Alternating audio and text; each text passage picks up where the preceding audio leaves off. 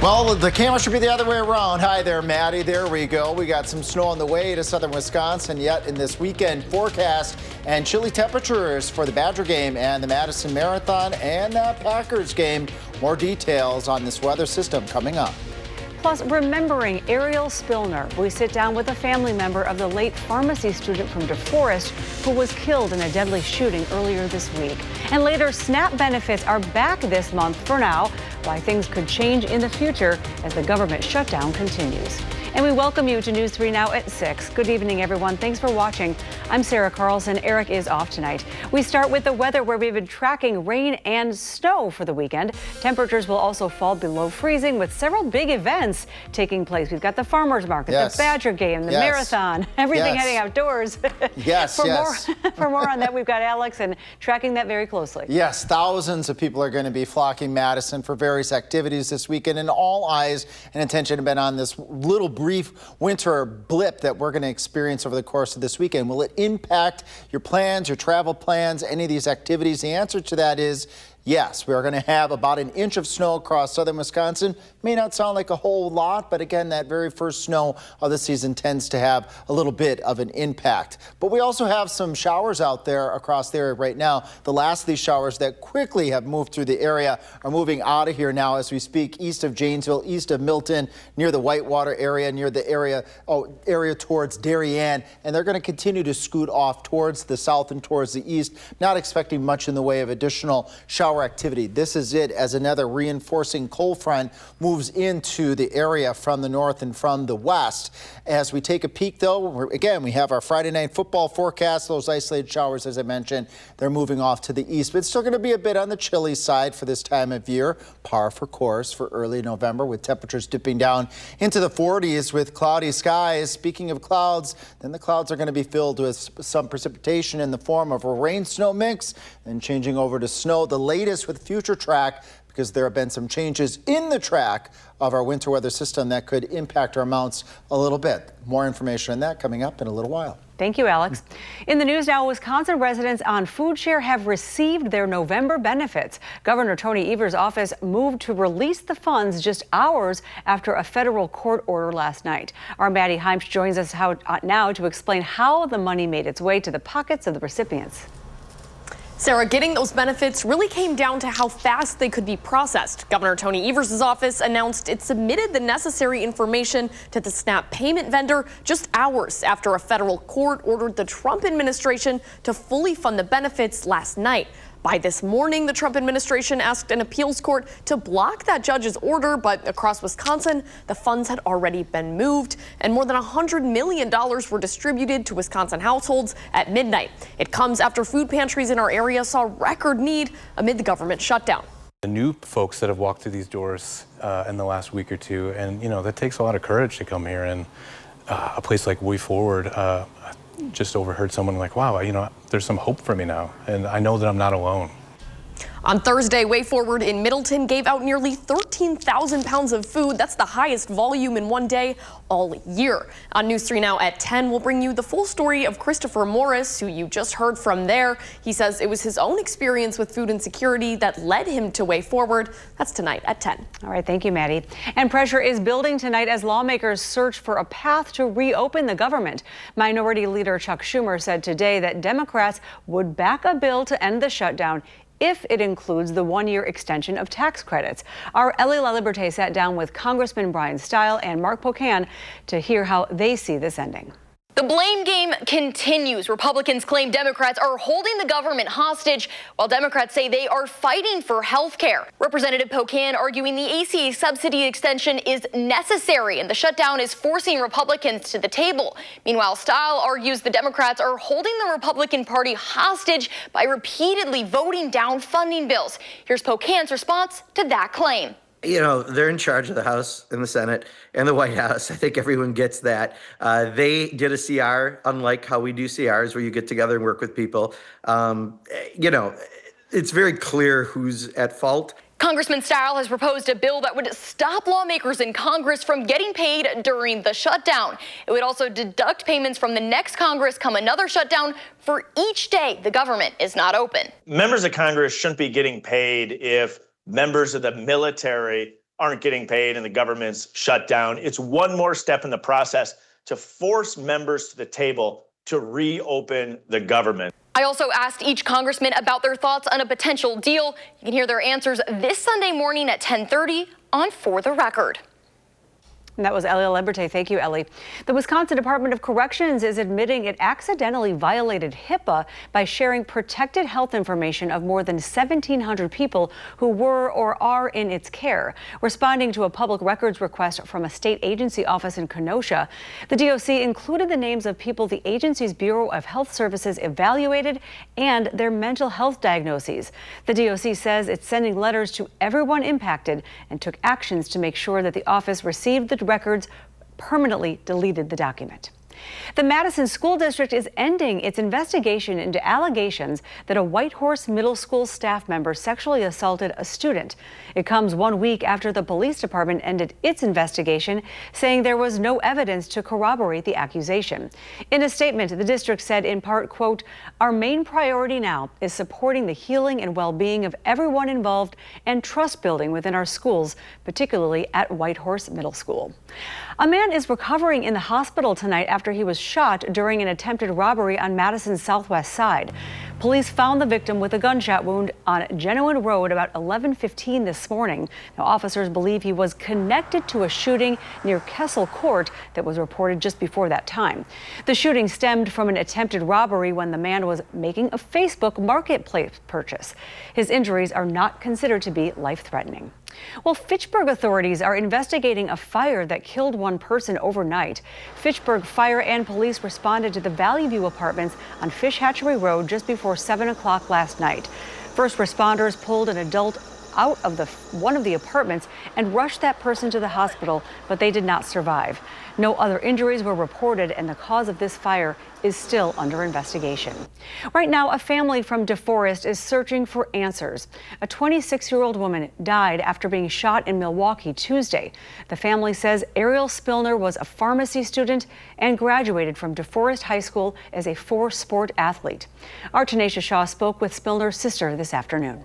I'll have to kind of go on living my life without my sister. Courtney Spillner is from DeForest, but on Friday, she took a trip to Mequon to do something she could never imagine doing, packing up her little sister's apartment. It's hard. Even going through her clothes, it's difficult. I remember every instance that she's worn all of those outfits. So it's hard not being able to see her wear those ever again. A 31-year-old woman is accused of shooting Ariel Spillner around 9:40 at night in Milwaukee on Tuesday. My kids were so close with her. They love their Aunt TT, and telling them, it just breaks my heart. Milwaukee Police Department say 26-year-old Ariel died at the scene. Courtney says her sister was at a birthday party. Me and my mom were FaceTiming her at 8 o'clock that evening. She was happy. She was funny, goofy, telling us silly stories. We were just chatting like normal, like we should. Ariel is Courtney's only sibling. Courtney says she's proud of her sister. She was a pharmacy student at Concordia Mequon, leaving behind an infectious personality that will be remembered in the greater Milwaukee area. You can see just how she could light up a room with just her smile or even her laugh. She's leaving a lasting memory in Milwaukee, and she's also leaving a lasting memory here in DeForest, where she went to high school, where she will be remembered on and off the court. She wouldn't be selfish and take all of the shots or the goals. She would make sure that she would pass it to everyone, make sure that everyone was able to be a part of that win. Ariel played volleyball, basketball, soccer, and ran cross country for DeForest High School. And after that, she played basketball in college. It's difficult seeing all of her dreams and aspirations that she was so excited for, just not able to kind of live those out. As Courtney plans a funeral and remembers her baby sister, the Spillner family is left searching for answers. It's just been a really hard week for all of us. And that's Tanisha Shaw reporting. Thank you, Tanisha. The Milwaukee Police Department says the suspect was also shot, but they are expected to survive. Ariel's funeral is next week. Coming up next, the Madison Art Market is celebrating its grand opening. We'll have some details on that. Plus, the Red Kettle campaign returns to Dane County. We'll tell you the goal of this campaign for the Salvation Army for 2026. Stay with us.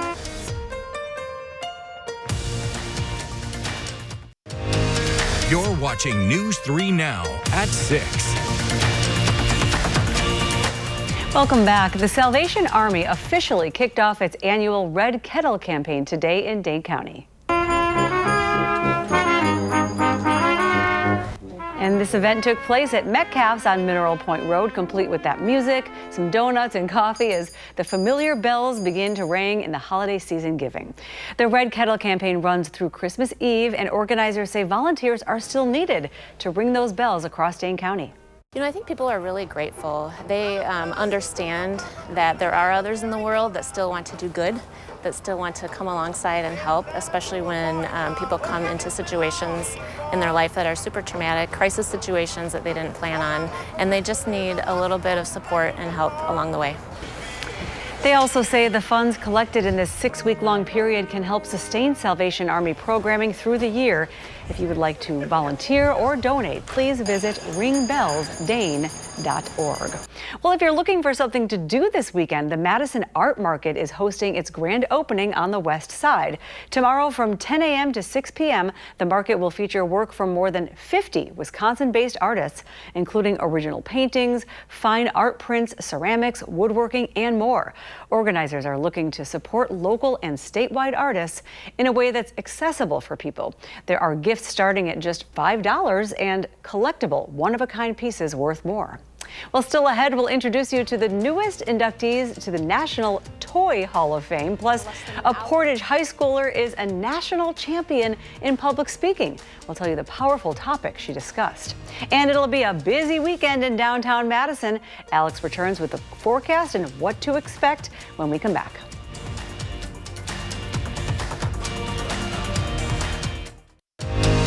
You're watching News 3 Now at 6. The Goodman Community Center is asking for your help with its annual Thanksgiving basket drive. Beginning November 15th, coming up soon, you can donate the food and money needed to fill 4,000 baskets for a complete Thanksgiving meal. Financial donations can also be made online at goodmancenter.org/donate. News 3 WISC TV is a proud partner of the Thanksgiving Basket Drive. Portage High School is celebrating after one of their students won the FFA National Championship in prepared speaking. Super impressive. Junior Josie Roberts took home the top spot after delivering a speech on suicide awareness among farmers. Participants present speeches on current agricultural topics, demonstrating their knowledge and speaking abilities. Scoring is based on the quality of the manuscript, presentation, and responses to questions. I just feel so honored and so blessed to have been able to represent Wisconsin, represent farmers across the nation, and be able to share my message. And I really encourage people to look into it and look into what they can do in their community. And as for what's next, Josie says she is planning to compete in different public speaking events with the hopes of bringing home another title. Good to her and congratulations. Well, a wet and cold weekend ahead. Here is Alex now with the complete forecast. And it's going to impact a lot of events as we move forward into the future here, folks. Something's off with my mic here. It is on, or there we go. I think it's a little bit better now. I think we got confirmation. Yes, cold and chilly this weekend. We'll have rain and snow showers, changing over to snow all entirely for parts of southern Wisconsin. So that Badger football game, get ready to have a couple of raindrops and a couple of snowflakes, especially towards the end of the game. Madison Marathon, 25 to start off that race, and that's going to be pretty chilly. It's going to feel even colder than that with the wind chill. A few flurries, so you're going to need to bundle up, bundle up, bundle up. I know we have thousands of folks for the game on Saturday, thousands of folks around Madison for the Madison Marathon, and here's how that weather system plays out. A mix of rain and snow showers, southwest Wisconsin, 3:30 in the afternoon. Maybe dry right at the time of kickoff, but it will be pretty quick by the time we get towards the end of the game. Those rain and snow showers making their way to Madison, Mineral Point, over towards Watertown, Janesville, Monroe, Darlington, Platteville. What's changed here with our weather system is just a slight southward shift in the overall track, but we're still going to see some wintry precipitation for much of southern Wisconsin. Northwesterly breezes for that Madison Marathon. Overall amounts here, as I've been mentioning for days, a slushy inch, maybe less than that Madison areas to the north, a little bit more if you have any travel plans south and west towards perhaps the Dubuque area as we head in to the upcoming Saturday going into Saturday night. We're not going to escape the winds. 30-mile-per-hour winds easy Sunday and again on Monday when When you add that to really cold temperatures, wind chills as cold as the upper teens to right around 20, right in the middle of that Madison Marathon. Waking up on Monday to work and school, single digits to lower teen wind chills to start off the upcoming work week. We've had just a couple of showers for areas Madison and off towards the south and towards the east, but now those are few and far between. As we zoom on out here, take note that Future Track is taking those showers way off to the east. Probably not going to have anything more than a sprinkle for the rest of the evening for any folks that are going to be outdoors. You got the Friday night football games across southern Wisconsin. Again, isolated showers are ending. Temperatures will slip down into the 40s. So a bit on the cool side. Just grab that jacket, maybe take that umbrella with you just in case another one of those sprinkles pop up. But a busy weekend again, that emphasis there, the Badger game, Madison Marathon, the Packers game. Take this all full screen here and we'll show that Packer game forecast as we head into Monday evening. Lambeau Field, temperatures in the 20s, breezy. It's going to feel like the lower 20s out there, so dress warmly. Big green jackets, bring gold, big gold jackets, maybe a little Green Bay Packer blanket to keep you warm on Extra that night. cheese head. Yes, a couple of them. Sure. Thank you, Alex. Yeah. Well, some of your favorite childhood pastimes are headed for enshrinement in the National Toy Hall of Fame. The National Museum of Play in Rochester, New York, ushered in the class of 2025 this week. The inductees are Battleship, Trivial Pursuit, and Slime.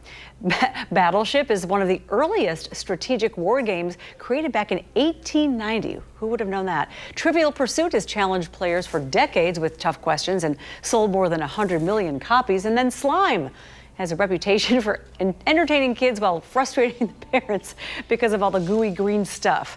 Now, those not making the final cut, some of these surprised me. Connect 4 and then the Star Wars lightsaber. I can imagine there's a protest on that one. The Scooter, and then Tickle Me Elmo. Well, coming up, it is round 3 of the playoffs for high school football. Sports director Andrew Banstra will join us live from our Game of the Week. That's next in sports.